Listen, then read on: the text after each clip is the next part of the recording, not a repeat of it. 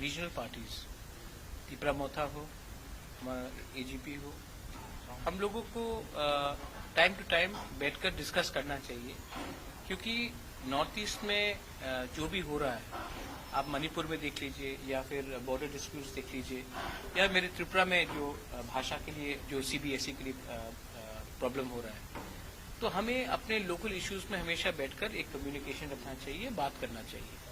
तो ये मीटिंग आज था क्योंकि हम इलेक्शन के टाइम लुरिन आया था हमारे लिए कैंपेन करने के लिए, और यू ऑल नो दैट हम लोग ने फर्स्ट टाइम अपने फर्स्ट इलेक्शन में 13 सीट जीत के हम लोग आए हैं। तो मैं भी इनका धन्यवाद करना चाहता था। आज कॉटन कॉलेज में प्रोग्राम भी था, तो उसके बाद हम लोग मिले हैं और हम लोग ने वेरियस बात में डिस्कशन किया है कि कैसे इंडिजिनस लोगों को नॉर्थ ईस्ट में प्रोटेक्ट किया जाए, और हमारा कॉन्स्टिट्यूशनल राइट्स, हम जो गवर्नमेंट ऑफ इंडिया जो कमिटमेंट्स दिया था, जैसे कि क्लॉज 6 आसाम में हो, हमारे त्रिपुरा में हमारा लैंड राइट्स, इकोनॉमिक राइट्स, तो उसके बारे में हम लोग ने बात किया और अच्छे तरीके से बात हुआ, पॉजिटिव बात हुआ। 2024 बहुत लंबा टाइम है, उसके पहले और बहुत जगह में इलेक्शन है, मिजोरम में भी इलेक्शन है, छत्तीसगढ़ में है, मध्य प्रदेश में है, राजस्थान में है, और जहां रहा मेरा बात, मैंने पहले से बहुत क्लियर रखा है कि मैं अपने इंडिजिनस लोगों के लिए फाइट कर रहा हूं, और जब तक हमारे इंडिजिनस लोगों को हमारा जो डिमांड है ग्रेटर त्रिपुरा लैंड का, कॉन्स्टिट्यूशनल सोल्यूशन का नहीं मिलेगा, तब तक हम लोग अपना इंडिपेंडेंट लाइन लेकर रहेंगे। अगर गवर्नमेंट ऑफ इंडिया या फिर ऑपोजिशन पार्टी, कांग्रेस भी हो या सीपीएम हो या बीजेपी हो, अगर वो हमारे लाइन में नहीं आता है, तो हम जीते या ना जीते उनको हरा देंगे। ये मेरा पॉइंट क्लियर है, उनको हमें हल्का नहीं लेना चाहिए।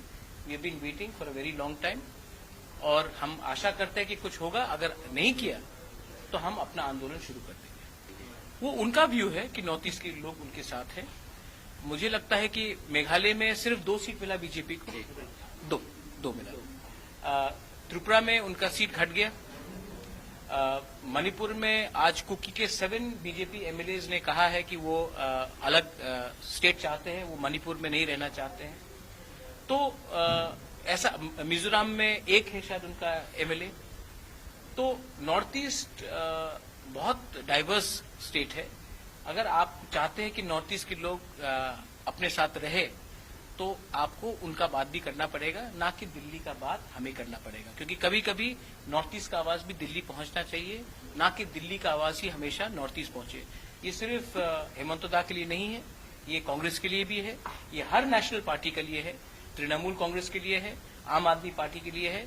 आप दिल्ली से हमें अपना डिक्टाट मत दीजिए। आप नॉर्थ ईस्ट आए हैं तो नॉर्थ ईस्ट के बारे में सुनिए।